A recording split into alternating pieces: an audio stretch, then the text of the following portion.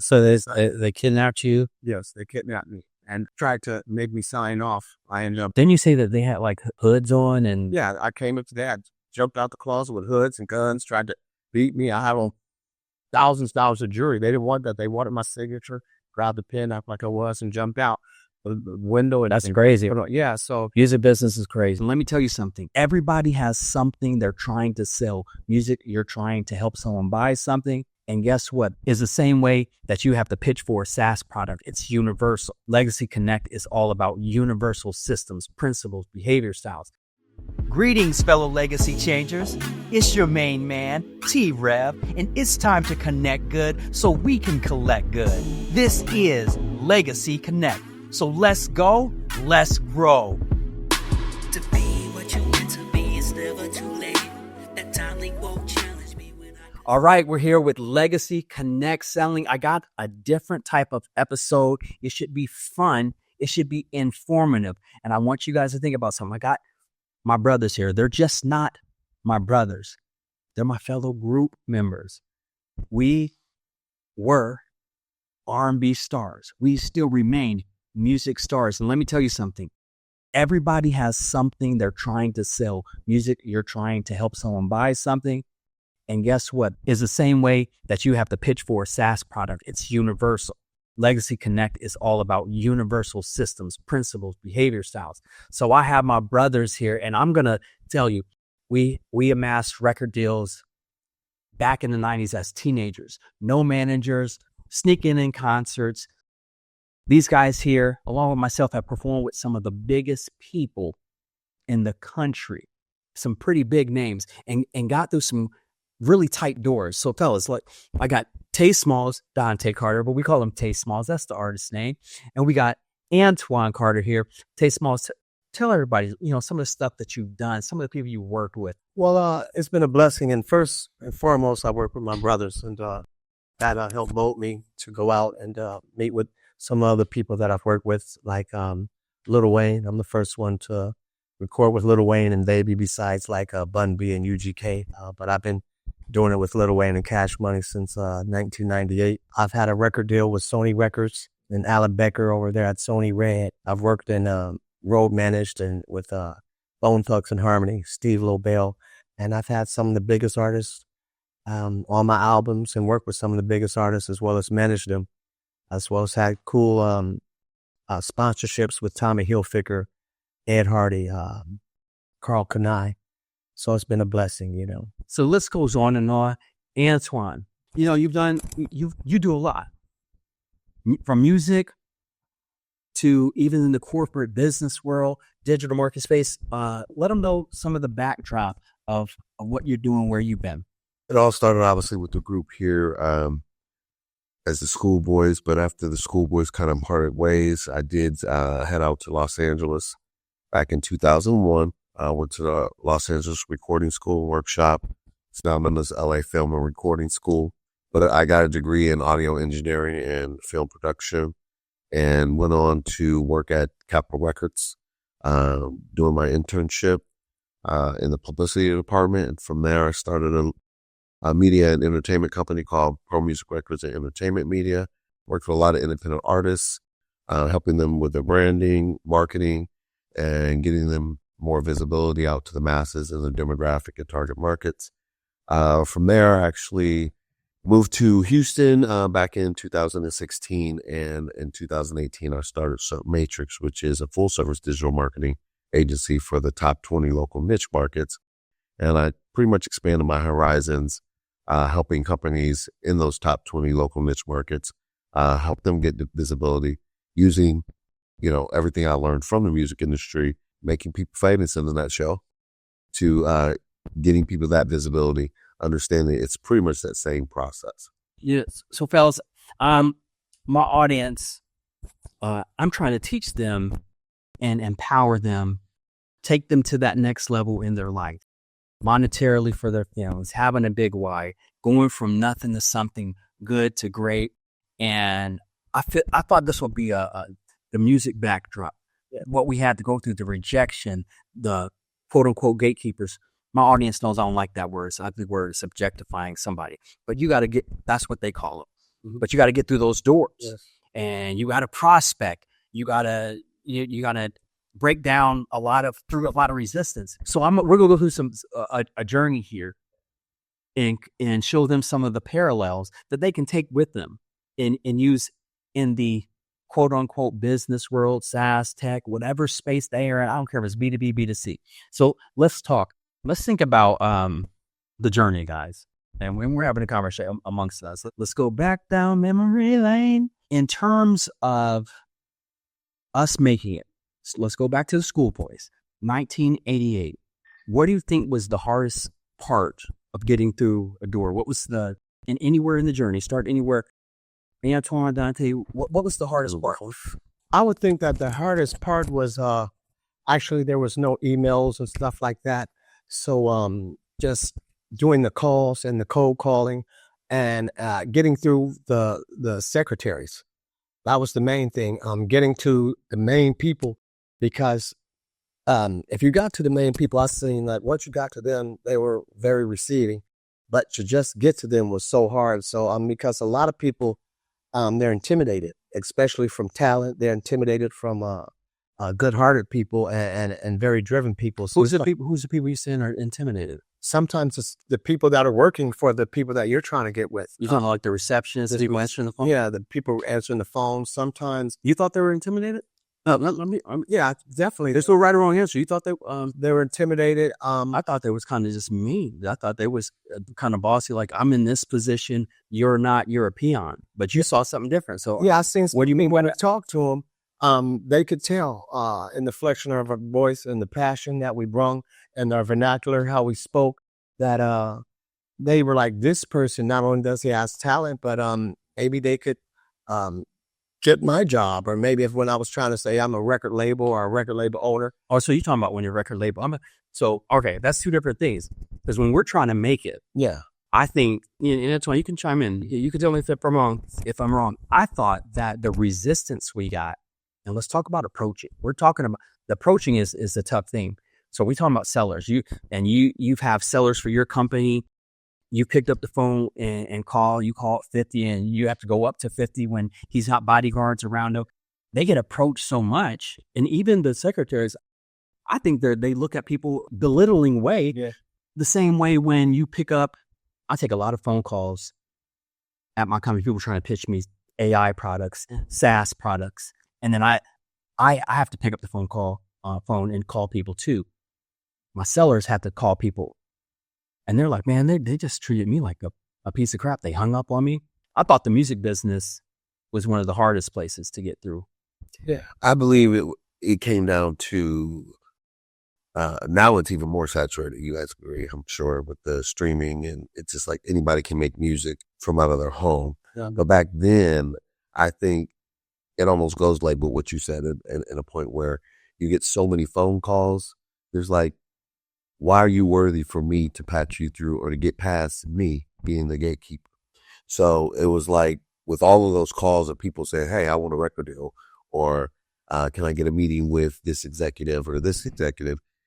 It's like any gatekeeper that's like, what makes me want to give you that time or that effort to, go through there? This could be my job as well, because I don't want to pass somebody along to the gatekeeper or let somebody in who doesn't deserve to be there. So, I mean, I would think that would be an obstacle, but I would say on our end, what the biggest obstacle I thought for us was the musical aspect, finding a producer. In the beginning, we did not produce our own music. We started out, actually lip syncing first, and then we went to, we got to sing if we want to get a record deal. So we had to learn how to sing, but it's so many aspects of it in reference to the production end of it. Yeah. We had to find producers. And that was one of our hardest things, I thought, was actually just getting a product that was ready for sale. And, when you really truly think of it, I mean, we all individually did our own albums, but collectively as a group, we never completed a full project. I think there's some production. There's something in there. The product, the service. I know you got something to say there. The product and the service has to be good. But one funny story, you guys remember when we got tickets to the boys concert, Boys New Kids on the Block. Joe and I are up there, we had zero product, but we had a lot of confidence. I think confidence, how you posture yourself, can make up for lack of a product. Now, you want a nice product. You want a good product, because sometimes if the product is overwhelming, there's this thing called frontal sales, when you just come full force. The seller doesn't have to be good. The product is so dope, it's so nice that they buy that because they're hurting enough, and then your product was good. Your pitch may have not been good. But one time when we got up on stage and Joe was singing, who was better in business and the dancing, the choreographer. So he's up there, and you guys know the story, but you know, when he was singing up there, right after we sung after the girl who sang, I Believe the Children of the Future, Whitney Houston, she should have never sang that. She should have never sang that song at that age where, you know, and Joe gets up there, he's singing, you know, and Joe will tell you, you know, he was singing real flat. 14, 15-year-old kids singing flat. Product was bad. Now, I came in, and I'm not saying I was the greatest singer, but that tenor came in so smooth. 20,000 people erupted. We won their little showtime at the Apollo. Next thing you know, we're at backstage with the boys, New Kids on the Block, Mike Tyson. I think you guys went to the dance club and skipped the concert, but we started going to New Kids on the Block concerts after that. But we didn't have a good product for a while. But we made up for it with confidence. Yeah, that bravado. Yeah, hey, I've got something, my potential. Yeah. So what were you gonna say? There was some of you say, even when I had the product, even when we had the product, a lot of the gatekeeping. There's a few things. When I was saying intimidation, a lot of the people that were working as secretaries and ARs, guess what they wanted to be? Musicians. They wanted to be artists too. That's why they were there. So one, they're like, shoot, if I get this guy through the door, maybe I won't get my demo that I've been just trying to shop to them. You got to remember, Luda worked at the radio station, but the whole time he's working at the radio station, he's trying to get his demo to the record companies too.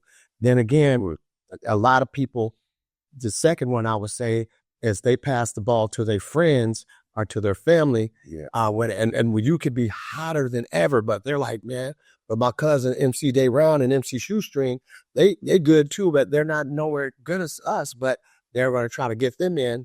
Thirdly, you're talking about, so the people that we're calling on the phone, because I know we still cold call. Yeah. And say, hey, we have a group. Yeah. We got 5 people. Remember the marketing, and hold that. I would MC J-Ron, hold that thought. Because we're calling people, but I want them to see the parallels between business and music business. It's all business. It's all sales.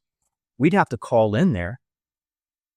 We would have to have a marketing strategy. Yes. Yeah. People don't realize that 15 years old, we didn't have a manager. We didn't have a manager. You have to have a sales. We created the sales pitch. But first I teach them, okay, the 10 steps. Okay, you got to target, you got to identify who are the people, not just the decision maker, who's the influencer of the decision maker. That's one big step. Then you have to know something about them. You have to understand, for me, I tell them their behavior styles or social styles. If you can see something on LinkedIn. For us, we were looking in Vibe magazine, and it was cool that we were kids. We didn't know what we were doing. We were doing Legacy Connect selling to a degree, parts of it. Yeah. I remember opening up magazines and saying, hey, they don't have a 5-man R&B group here. And here's this guy right here. He's been traveling the world and he's been looking for this or that. And he signed a new act and blew them up.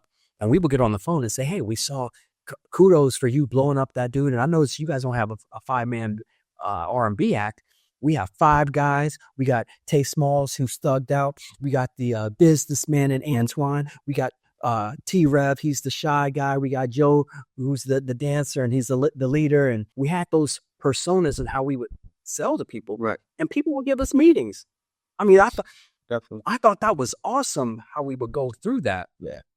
So when you think about setting that up, I want you guys to be thinking about some of those things.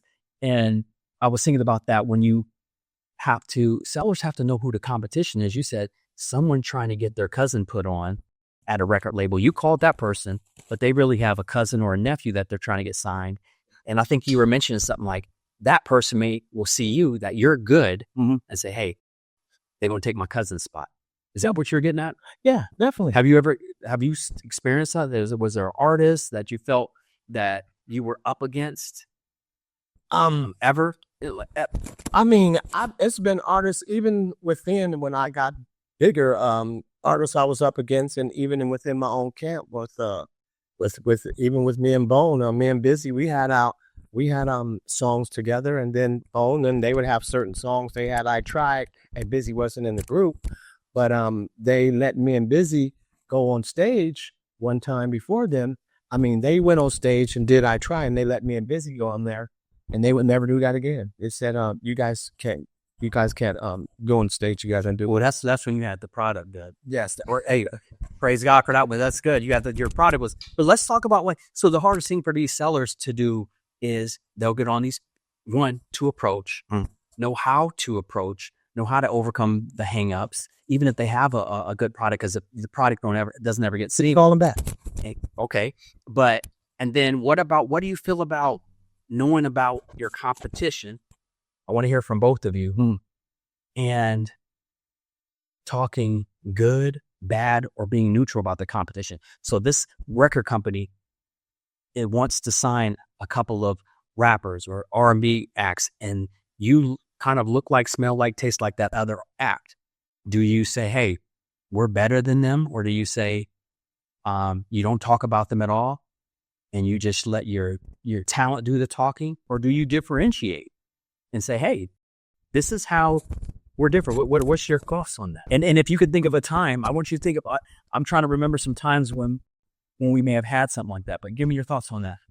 Well, in my business now, we do a competition analysis. So we go out and search. If I doing a campaign for somebody, I'm like, okay, what's your industry? Who's your top 3 competitors? I thought we did that as youngins as well. We were, mimicked or compared to The Boys, New Edition, New Kids on the Block. I mean, there were so many groups back in the 80s and 90s. I can't think of them all. But the whole point is that we would compare ourselves to them and then identify ourselves with our strengths and what was better than them, whether it was the look. Back in the day, the look was very important. Whether it was our dancing was very, very strong. We were choreographing for everybody, including some of these acts that we had named. So I think that's where our strength carried. And then we would always bring up our sound, though, too. Our sound was a little different, diversified. I mean, I think that's what we were looking for to create our product, but that was our sales pitch as well. Is there anything else I can think of in reference? No, that's like highlighting those things. We were resilient, though. We would. I like what you said, resilient. Put that give him the mic. Oh, yeah. Yes, huh? Yeah, we were super resilient. We would call, and if they didn't answer, or they gave us no Monday, we would call back Tuesday, Wednesday, and Thursday. And someone's going to pick up that phone. So we were super resilient. And we were bold in what we were saying. We believed in ourselves. And so we definitely made them believe in us. And I don't even think it was a forced speed. I think it was just more of they'd seen the passion and they'd seen the determination. Right. So they're like, okay, let's at least give it a shot. Yeah. So I think that's a lot has to do with it. You have to give yourself. I like that. We were ferocious with it, calling people, the same people, and then calling them back a year later or popping up at a conference. That's what Evan said. He said, I liked you guys, and I'm super busy. He said, but you guys just kept calling me. He said, I just said, you know what, girl, we should try to consider this because these boys just won't let me off this phone. And backdrop about Evan Rogers, Carl Sturken, they found Rihanna. That was after they found us, but they had they were in a group called Rhythm Syndicate. They're producers, writers, they're world renowned. And so in 92-ish, 3-ish? Yeah. Marky Mark, you may know him as Mark Wahlberg. You may not know him as Marky Mark if you're Gen Z. I think the millennials know him. So we go to a Marky Mark concert. This is a crazy story. We go to a Marky Mark concert. The only 5 black guys in the crowd, probably, because it's all screaming Caucasian young ladies. And so, we are truly the raisin in the mayonnaise jar at the front row theater that it spins around and around. Like several months before, I don't know if it was 5, 6 months, 8 months. I don't know if it was. We went and tried out for the New Kids on the Block. That we went to their concert. We went to their hotel. By this time they had seen us a few times, and but they hadn't seen our group for a while. We performed one in the hotel. They bring us on stage. 30,000 fans just screaming for us. And I don't know what song did Donnie bring us up on. Donnie Wahlberg from New Kids on the Block. I don't know what song they had us. Oh, no. No, was it Danny Wood. Danny Wood's song? What was this? I can't remember. Dude, and I'm diverting. It's just reminding me of so much, fellas. You gotta stay ready. So many people will go into pitches like someone called you back on the phone. You've been calling them forever, and then a seller will pick up the phone. Oh, they'll like, pitch me now. Okay, well we have the best. What we do is, you told me you had a bunch of research. Oh, I do. Can I get back with you later? They weren't prepared. They really didn't have it. Man, we stayed ready because I remember they put us up on that stage. We had a routine. I don't care if it was we were more in the R&B, New Edition, hip hop, not as much as the pop. We had a pop feel to it, but we crushed that routine. Yeah. We crushed it. And then Backtrack though. Go ahead. When they put us on the stage, we created the routine the night before. Yeah, we did as a hotel. Let's forget that. So yeah, we went and picked Joe and Tony up from South Carolina. It was a story like a few days before, knowing that this opportunity was going to present itself. That's staying ready so you don't have to get ready. Well, preparation meets opportunity. That's when you get success. Let's go. You know what I mean? And I think, that's what it was. The opportunity was there. We were prepared. We made sure we were, and the success came.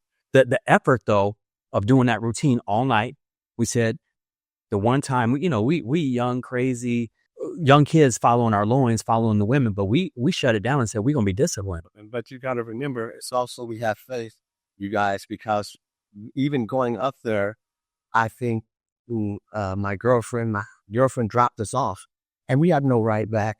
And we know as soon as you drop us off, we're getting that stage. We didn't have tickets. You got to give us some backdrop because we drove from Canton to Cleveland, which was an hour away with no poor black kids. We have no car. You got to give them that story. We had no car. We knew as soon as we got up there, we were going to get inside and we were going to get on stage. And that's what we said. And we said, when we got on stage, we were going to turn it out. And we did what we did. So back to the story. If you're following me here, Marky Mark, we performed, I don't know if it was 6 months earlier with Donnie Wahlberg. He's on stage saying, I got Marky Mark and the Funky Bunch coming up. I'm working on an album. There was actually no Funky Bunch. And he said Marky Mark, and he said Funky Bunch kind of on the spur of the moment.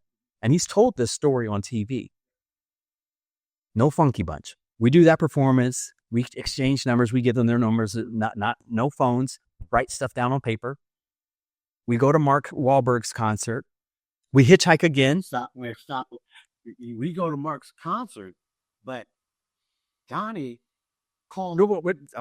Okay. You got the art of storytelling. I'm cliffhanger. I'm leaving. I'm on Mark Wahlberg, Donnie Wahlberg. Keep the story going. We go to the concert, but always doing your homework. I'm going to divert again. One more from the story. I was listening to the radio station, a pop radio station. I heard Carl and Evan saying, "Yeah, we're coming to town. We're going to be with Mark Wahlberg, and we're producing and this and that." And they had the PASSION, so they got that. I'm like, all right, that's R&B enough. I mean, they had a little. You could say they had a little brother in them, right? Even though they're two white guys. Yes. So I go back to you guys. I said, hey, they're going to this concert. Maybe we can sing for them and everything. The group was always like, yeah, but that's doing that homework, doing your research. Do your research on know the surroundings, get to know all the people in the concert who can influence. So we go up there, we're sitting in the crowd. Mark hasn't done Good Vibrations, his big hit, and he looks, it comes on, theater's small. He looks at us and he's going like that. And I remember us kind of looking out, and we're like, who, me? Yeah, and how can us? He pulls us up. And we go up there and he says, hey, when the breakdown comes and he's, you guys break it down. Brother already a brief. You're ruining the story. You're ruining. So story, you got to save it. I'm going to give you a story and I'm going to watch how I craft this. So he tells us to break it down.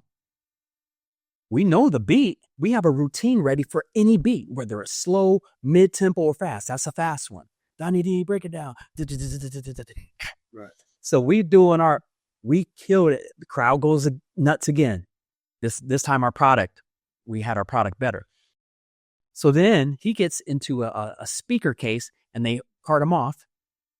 And he says that, yeah, tell him we broke it down. He goes, gets carted off. He says, you guys meet me backstage. So we come back out backstage and we're all sitting in the front row theater in the chairs. And we said, and I remember, I don't know who asked us, said, how did you know to call us up? Remember Donnie Wahlberg? That was a question. Mark Wahlberg said, we asked Mark Wahlberg, how did you know to even call us up? He said, well, my brother told me when you go to Cleveland, there are going to be some guys. They're a talented group of guys, braids, beads, bright clothes. You will notice them. He says, as a matter of fact, they were supposed to be your funky bunch. When I announced the funky bunch, I didn't have one. They were it. I lost their number. I called radio stations. We couldn't get a hold of them. Mark Wahlberg's telling us these, poor black kids with some talent, but drive. The funky bunch is on stage. They're collecting a big check every night. And that was like, it was deflating. Actually, our phone got cut off. He did call us. Okay. Let's keep it to his bucket. He called us. Our phone was cut off, but we didn't care about that. We didn't, we still. Our phone booth wasn't called. Remember that phone booth we would go to around the corner? You may have to tell them what a phone booth is. The phone. This is in the snow. This is the phone booth was on like McKinley Avenue, 7th and McKinley. We lived on like 9th and it's a block away. Yeah, it's a block away. And we actually, that was when you could get phone calls to the phone booth. And so we actually had the record companies calling the phone. Yeah, hello. Yes, this is we'd be walking by that phone booth. But yeah, but that's a crazy story. There's so much in there that you guys can extrapolate in. But that's how Evan was there though. And we missed that shot of being the funky bunch, but Evan Rogers, Carl Sturken are there. We go up and we sing a song that we had a cappella on their tour bus, and they were in the stands watching. So the band members went and told Evan and said, hey, there's some boys, you should check them out. We go up to Evan the morning, and he's like, no, they told me about you. Y'all, you guys come audition. We go up there and we do the thing, and Evan Rogers says, I'm going to work on your album and make you guys my dancers. So we were multi-skilled. We had the ability to be choreographers, and we also had the ability to sing, so we could do both. So one can keep you fed. That's why I kind of liken that to, you should know how to be a seller. You should know how to do marketing and branding, because both of those skill sets can get you somewhere. So, but having said that, I think there's a lot that someone can get out of that. What was the happiest? And I'm gonna go with you first, say, then you tell me, Antoine, what yours was. What was your happiest moment? What do you think your greatest feat was? I mean, you was in the group with us, Dante. You went solo by yourself and did some big things. What was not what paid you the most money, because you were able to get some money, but what feat was the happiest for you? You be thinking of yours. Awesome question. Well, there's two that come to mind. When I first signed my deal, I was extremely elated because what deal though? You have to yell. Oh yeah. When I signed my label deal, I signed a label deal, a joint venture deal, with Sony Red. And that was in 1999, actually May 29th, 1990. So that's when you're solo though. Yes, that's when because he's in a group with his brothers, but what made him happy is when he was not with his brothers and guys got that solo deal. So to let the record show. Did he? Oh, no, but his record show, he said what happened is, well, what happened was that when I finally got that deal, I knew, you know what? I don't have to be in the streets like I was. So that made me happy. So now I can pay attention and be with my brothers. Now I can focus on being with my family. I can take care of my father like I want to. You did have a nice house. I remember that. Yeah. Is that when you got the house? Yes. Up on house so else. Yeah. And then another one is when I ended up losing that deal and suing the guy that I went in business with and winning in court and getting my master's back. So being resilient enough to. So, but you got that deal. People want to know how you got through the struggle. Says that made you the happiest. And try to be concise. What were, because I know we're coming up on time. Yeah. What were some of the things that you did to get a label deal? So you had to approach something. Yes. Was it a gatekeeper? Was it why am I getting brain fog? A&R? Yeah. Was it the label owner? Where did you have to travel somewhere? What was it that you did?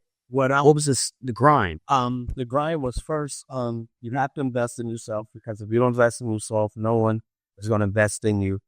Even if it's not just monetary, you have to invest something.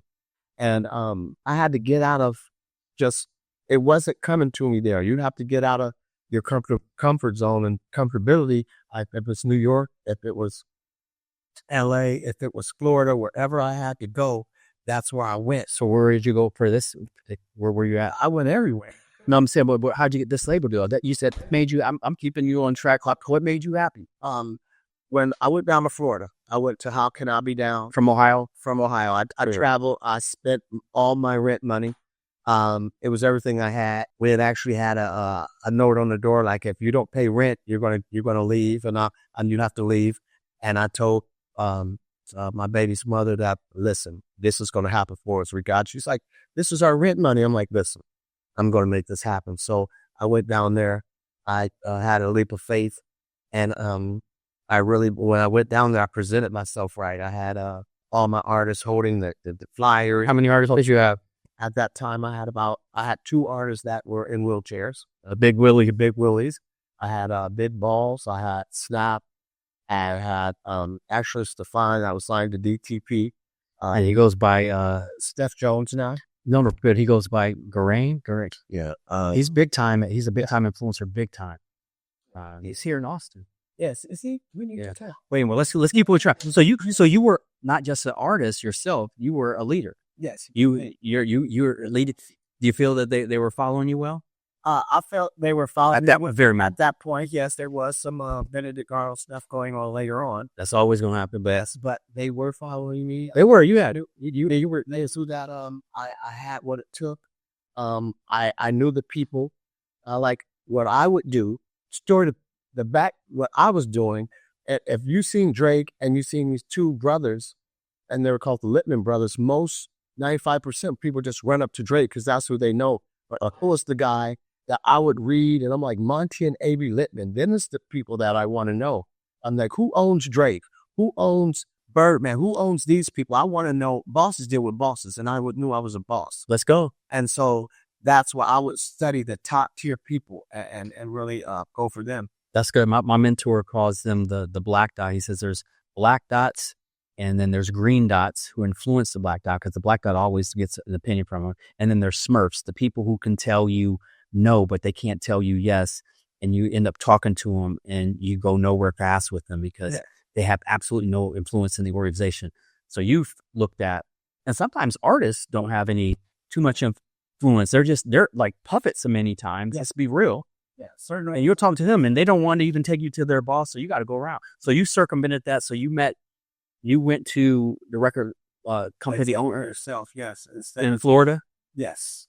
I went to the record companies themselves, from Jimmy to, but this time. What did you say to him to get the deal? Did you show what happened when you met him? I didn't even, what I had to do, actually, he walked up to me. I've been going up to everybody, but I had my stuff so intact. Like I said, I had all my artists around. They were playing my music. We're in the hotel of the middle of the Fontainebleau. I guess it did help that Jay-Z and Birdman was next to me, and I'm talking about doing a song with Jay-Z, and I'd already did one with Wayne. So, and this guy seeing me with all these artists around me holding up my flyers and my posters, and they're like, "That's you." I'm like, "Yeah, that's me." And it's like, "You own your masters?" I didn't know what masters was, but I owned everything that I did. And so I'm like, "Yeah, I own it." And then he's gave me his card, and I'm like, "Thank you." I didn't even know who he was. I didn't, and I'm like, I'm Little Joe Records. I'm like, okay, but I'm thinking of Rio Cohen's and Sylvia Rones and LA. So bigger names. Yeah. So I didn't know that he is a big guy, just connected. Sure. Yeah, he's a big guy just in Florida, connected to the people in New York. And he came up to me, and I had my stuff together. He seen that I had the music; it was already packaged. So presentation is very important. It was already packaged. And you listened to the music? Did he operate on the spot, or what? He said, I gave him the CD. First, he gave me his business card. Mm-hmm. And I'm talking to him. I'm like, "Yeah, thank you." Then he seen me, he keep on talking. Then he came back up to me, and he gave me his cell number. Then I'm sitting there. Then he came back and said, "Here's my home number." Wow. And so you just seen, I'm like, okay. And the next morning came, he met with me and Antoine. We played the music. Later on that evening, he called me to Don Shula restaurant in Miami Lakes and said, I'd like to give you a record deal, a label deal. Like you said, venture. and what was your immediate reaction? My immediate reaction was, I can get off the streets and quit doing the things that I was doing. That was your immediate thought. What was your immediate reaction when he said, hey, you said this was the most, were you subdued? Did you show anything? No, I didn't show any emotions like that. I said I was thankful, but I didn't want to get too happy. Did you? So you was like, you act like you've been there before. You got the touchdown before you. I did. I've been there with us before. So I'm just saying for that, because all right. So because I'm pulling some stuff, I'm thinking some stuff, Twine, and I want you to. I hope you thought about yours, Twine. No, that's a tough question. Yeah, but check this out. So I let them think about this. Here's what I heard in that story. One, you were a leader, so you have to be a good leader. You have to win hearts. So you had a good entourage and people you were trying to help. I think about being other spokers. You said I had already done a song with Lil Wayne. You had to pay for that. You didn't tell how much, but you did pay some dough for that, and you saved up your money. A lot of sellers, entrepreneurs, they want the fame, they want to get the breakthrough, they want to do a startup. They don't want to pay for coaching. They don't want to pay for the research. They don't want to pay for a product that'll make them better. I have colleagues that were like, you know what? The company may not be providing this for me, but I'm going to go buy this SaaS product that makes me better. I said, boom. That's when you get a fist bump from me, because I'm like, you invested. So you invested in yourself. What I forgot to tell them when I was going down to Florida, I just wasn't going down there to go swimming. We were going to a convention. So basically, did you know how to swim at the time? Yes, because black people don't. I'm scared. Go ahead. You were going to coach. We were going to a convention, and basically what we're doing right now is what I was going to do. Learn how to get a deal. It was the Impact Convention where they showed you how songs were impacted on the radio, and there was panels on teaching you how to get a deal and teaching you how to market yourself. So, and all the record labels went there everywhere. So you were going. That's another investment. You guys are both there. So I'm trying to get my peeps, these legacy changers, to think about the different things that it takes, yes, to catapult, to win the deal, to make yourself better. And then where we left off is, I was like, you said when you got the deal, you act like you had been there before. Some people spike the ball, do a bunch of little dances and stuff like that. And some people are like Barry Sanders, who hands the ball off. And I know when I've closed some pitches before, and you get to the part where, and I hate the word close. Did you close it? People close themselves. They do. If you do a good enough job and they see you, they trust you, and you've really presented something that can help them, people love closing themselves. I want this. I want to buy this. People hate to be sold. They love to buy. Everyone knows my saying, and it's true. But I've been on a pitch before, whether it be music, whether it be consulting, whether it be marketing, whatever. And they say, you know what? I want to do this. And I've been like that amateur before. Oh, you get frozen? So I did, yes. So what I sent the link to you. You could just sign. And you fumbling, you're acting nervous, and says, Gray, you made a great decision. This is going to change your life. It's going to help me too. We're going to have a great partnership. Let's do this. Yes. You know what I'm saying? That confidence. Like, there's some people just get like, even if they get they'll approach someone, and we were hoping that my company does X, Y, and Z, and we solved this problem. We saw that we could help you. I'd love to meet with you this week to talk. Yeah, so sure. I had. Yeah, okay, so from Monday, Tuesday, they start stuttering. They're surprised. They didn't have the confidence to think they'd even get the appointment. Yeah. You know what I'm saying? Anyway, Twine, did you think of like, what was your greatest moment? Thinking about this, I don't have one particular that stands out. I would say, what's something that like impinged on you that you think about that our group did? And it could have been you. It could have been something individually after the group. I think that's where it's so hard, because we went through so many ups and downs, with the group. We had highs, we had lows, we get a record deal, we lose the record deal. So, I mean, happy moments were always those great accomplishments when we accomplish something that we have worked so hard for. So when I was thinking about this question, I was really, really thinking about when I had an idea, such as starting my businesses. I had 4 tax IDs. Those were very happy moments when I accomplished a goal, obstructing a business, getting it off the ground. Pro Music Records, very happy moment in my life. Came up with an idea that was not known in the industry, providing the first media marketing company. Let me help you with one that I love. It's not music. It's like we never took a break from music. We still do music to this day, even in the middle of my businesses. My album. Yeah. 11 more. Your album. I think that was probably my most biggest accomplishment because stating what we said, we had never had a full product with the group. With the group, yes. The group had only did demos. Back in those days, the product was creating a demo to have the record company invest into that demo to create an album. And I felt going to school as a producer, understanding the industry when I went to school and then went to Capitol Records, was like, man, if we could have just made that product. And even when we put our group back together and we made the last product that we had as a group, it still was that 4-song demo. Yeah. So when the group broke up or dismantled, it basically came down to like, I have to complete this goal.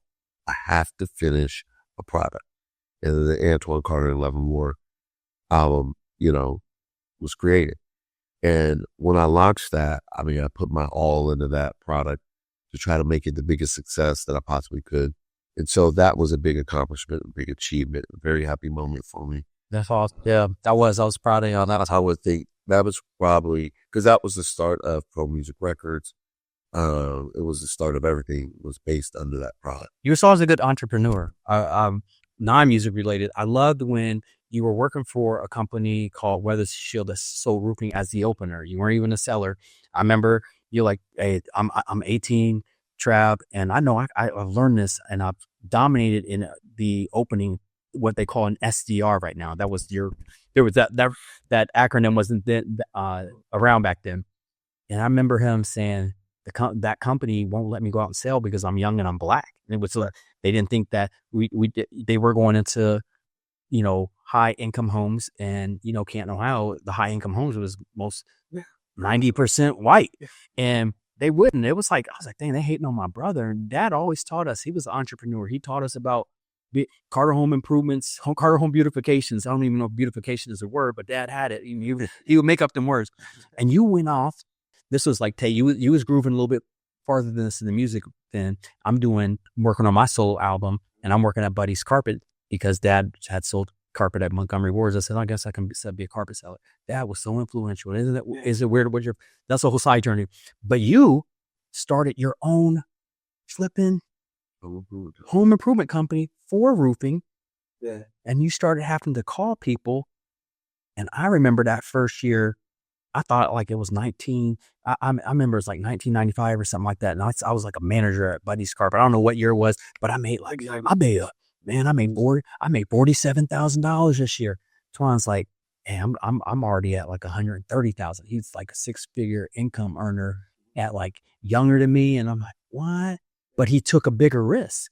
Yeah. I was envious. I was envious in a good way. Chances make champions. Scared money don't make money. Who said that to me this week? I was like, I used to have that scared money mentality at that point. Got the 3 or 4 kids. I don't know, but I remember that was an amazing feat that really. I've had these ups and downs. I learned. I'm sure anybody who started a business. I was young. I want to say, it had to be around 99. It was during that time, or 98, the ballpark.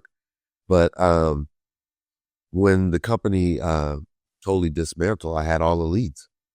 And I'm like, you know what? They told me I couldn't be a salesman because I could never get in the door based off the color of my skin and the demographic that we were after. And I took a leap of faith to say, I can do this. And I started Carter Home Improvements, where I messed up as I put the business in my name. Didn't have an LLC. I didn't know anything. I want to say I was 21, 22. Yeah. It might have been 23 in a ballpark. And with that being said, I didn't know anything. I took the risk. I ended up getting sued about 2 years later, but I did accomplish the goal of making a 6-figure income. I went from probably making 60, 70,000 to a couple 100,000, was my first venture before And that was everything. that was worth a lot more than it works now. All this inflation, back in the 90s, that was good.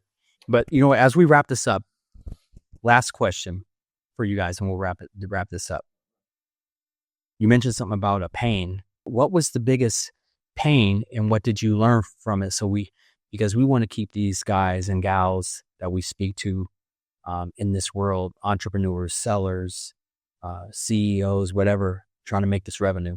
What was the biggest pain, in the music business, and why do you think? Where's the self accountability that what caused it? And then That's when the group broke up. We had invested a lot of money. Me and you had Genius Works at that point in time that we had built. So is this when we lost the deal with Smokey Robinson? Yeah, this is when the group dismantled the fight. Yeah, because we had a deal with Smokey Robinson early 2004. There are a number of deals on the table. So in 2004, just to backtrack slightly, me and Travis had a business and we invested into a demo product. And that product we believed in so much. I went to school out in LA, and we were in a Battle of the Bands. Yeah. That went from New York, and we went to Miami, and we went to Vegas, and then it ended again in California. And in California, I said, we'll get there. I got some people for Capitol. I got some people from the Grammy board that I believe we're probably not going to come back, but I think we can get a deal. Yep. Let alone we sell the business, we invest everything into this product, this project, in our group getting back together, and we go out there, we win all the Battle of the Bands, and we present ourselves to these people, and deals started to line up. So we had a deal with Smokey Robinson. We did a deal was offered by Universal. It was a deal Isaac Hayes. Yeah, I was interested. There was a lot of people out there that Father MC. Paul Gary, who was the drummer for, was it Extreme? Is that and he'll Republic Records. Yeah. Monty, he introduced us to Monty Lennon. Who's with Universal? Which was okay. So we had a lot on the table. So that's the one, like when the group broke up. Yeah, I think we invested so much into it, and for it all to dismantle, to have to start from scratch, it felt like that was like a really big blow. I really wish if we could turn back the hands of time over what we broke up as a group, see things for what it was worth, and we could have followed out that vision. Yeah, because I really think our lives would be totally changed. So what would you say? The coexistence, having good culture, having the ability to be mature enough to overcome immaturity, because there's a lot there. When groups break up, it's typically a lot of ego in there, poor communication. Which Legacy Connect is about connection and communication, and finding ways to be others focused and adapting to other people's social styles, and getting not just making someone live like bend to your social style. And I saw that it was hard. I was heart-wrenching losing those deals, and then just having, like, being on top of the world, being at Smokey Robinson's mansion, like, hey, calling our kids back at home. I told you we was going to come out here and put the band back together, and we did it within 6 months. Yeah. But it was actually the first 60 days that the first, like, after 15 days, we won another contest, and then it was rolling. Anyway, I tell you, let's wrap up with you. What was the number one thing that hurt you the most? And what did you learn from it? What's a lesson that you can teach people so they don't make the same mistake? What hurt me the most, first and foremost, like a 2-part story, like me having to go solo and not be with my brothers, where we couldn't do the music together, because that's a thing that my whole life we've been in a band, and that's what our father wanted us to do. And so to go do that and I signed some people. I gave them $10,000 advancement, life change, and Those are the people that you took down to Florida. Florida, from Those Smallz, Snaps, all the people that I took down to Florida. the leadership. So that was when you were doing the leadership. So I'm just getting them back into the Yeah, so I led these people to some very positive situations for us. I end up getting us. I signed myself to Sony, but I got another deal with Jimmy Iovine, Violet Brown.